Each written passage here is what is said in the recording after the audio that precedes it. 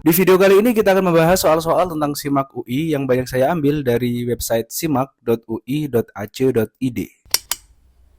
Fungsi kuadrat fx sama dengan px kuadrat ditambah 2m kurang 3x ditambah m kuadrat kurang m kurang 6 memiliki titik potong sumbu x di titik a,0 dan b,0 dengan a tidak sama dengan b.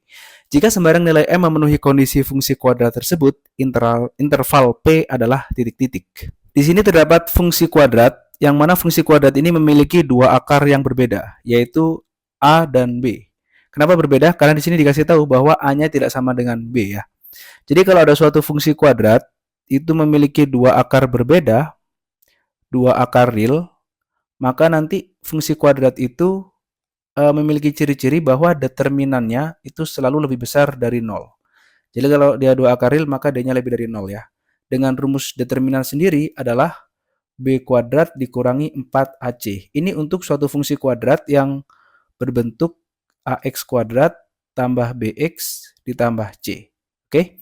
Nah, sekarang kita terapkan ke persamaan fungsi kuadrat yang ada di soal.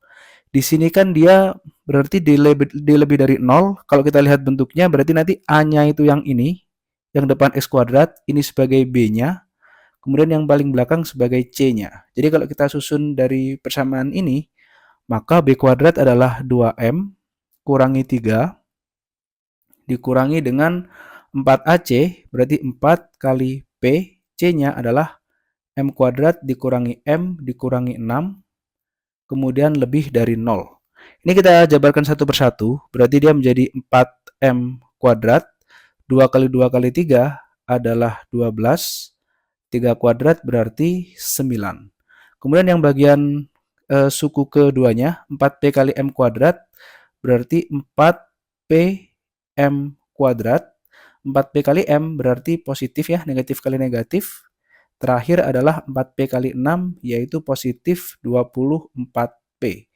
Ini lebih dari 0. Kemudian masing-masing m kita kumpulkan. Jadi di sini ada 4m kuadrat dengan negatif 4p. Berarti kita bisa tulis 4 dikurangi 4p. Ini untuk yang m kuadrat. Kemudian ada ditambah 4p kurangi 12. Ini untuk yang bagian m. Yang terakhir adalah 24p. 24p ditambah 9. Ini lebih dari 0.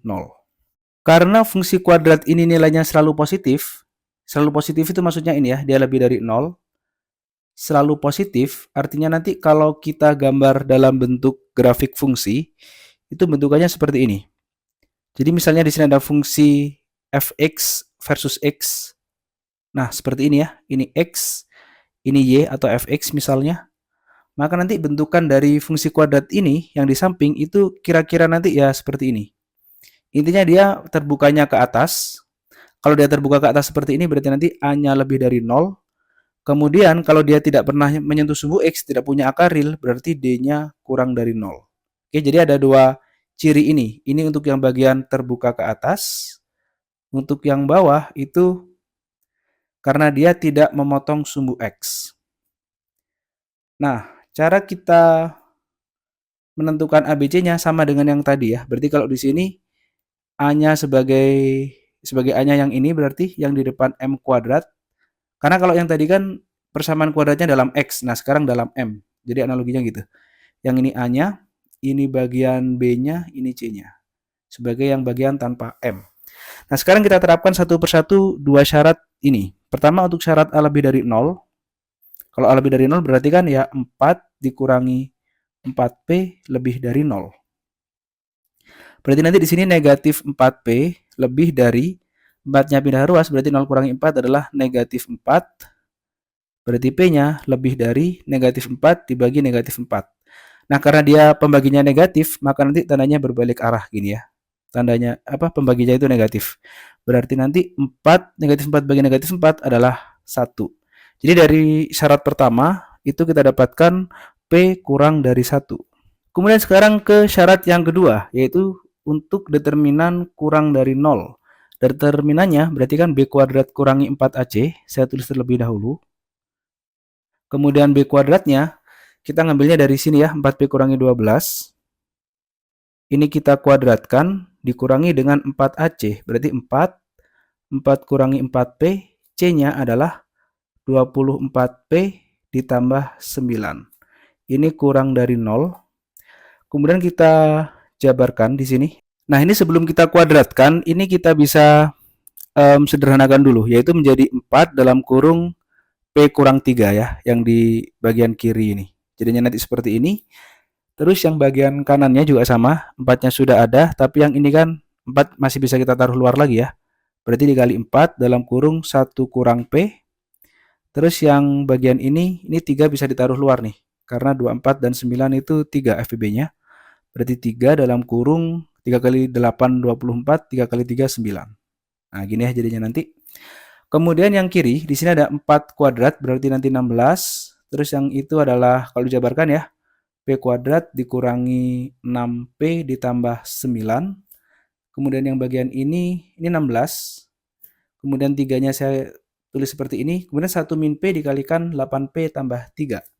1 kali 8P tetap 8P ditambah 1 kali 3 negatif 8P kuadrat negatif 3P. Ini kurang dari 0. Ini kedua ruas langsung kita bagi 16 supaya 16 yang ini saling meniadakan gitu ya.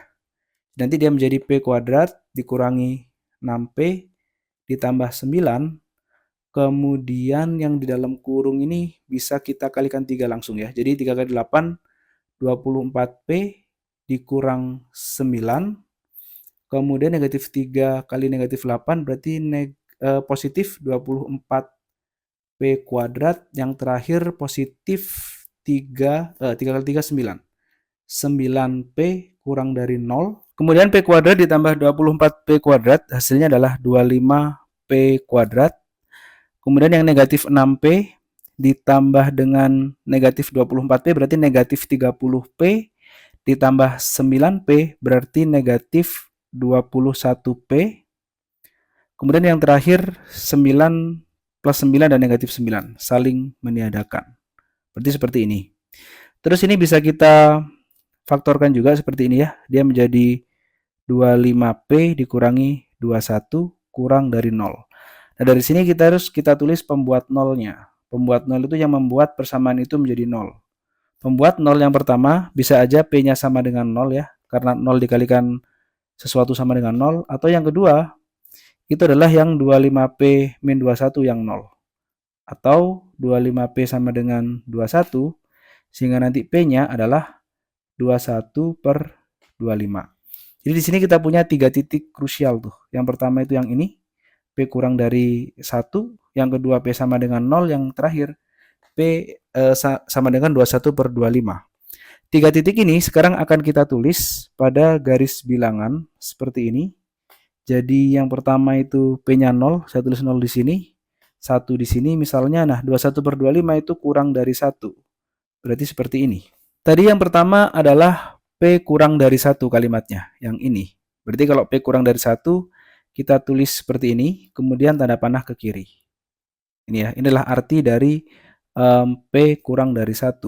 Setelah itu, untuk yang bagian 0 dan 21 per 25, kita cek angka gitu ya. Taruhlah misalnya di sini, saya ambil 20 per 25 misalnya, yang mana dia terletaknya di sini. 20 per 25 itu kalau saya masukkan ke persamaan ini, maka dia akan menjadi seperti ini ya. 20 per 25 dikalikan 25 kali 20 per 25 dikurangi 21. Berarti kan nanti gini, 20 per 25, terus dalam kurungnya 20 kurangi 21, berarti bilangan negatif ya. Berarti nanti kalau dia di antara 0 sampai 21 per 25, itu hasilnya adalah bilangan negatif di sini. Nah, nanti dengan cara yang sama pasti di sini positif ya. Intinya di luar batas 0 sampai 2125 itu berarti positif. Oke, nah sekarang cara mencari solusi. Karena di sini adalah bilangan negatif atau kurang dari 0, itu artinya bilangan negatif. Berarti yang bagian negatif itu merupakan solusi yang diminta. Jadi ini. Ini solusi yang diminta dari yang pertidaksamaan 2. Nah, 0 dan 21 per 25 itu tidak ikut, makanya lingkarannya berongga di sini ya. Nah, kemudian solusi totalnya itu adalah irisan dari yang ini, yang P kurang dari 1 ini dengan yang tengah ini. Irisan itu berarti yang terarsir 2 kali, nanti yang tengah ini ya. Ini terlewati sebanyak 2 kali gitu. Sehingga kalau solusi yang tengah itu kita tulis, dia adalah seperti ini solusinya. 0 kurang dari P kurang dari 21 per 25.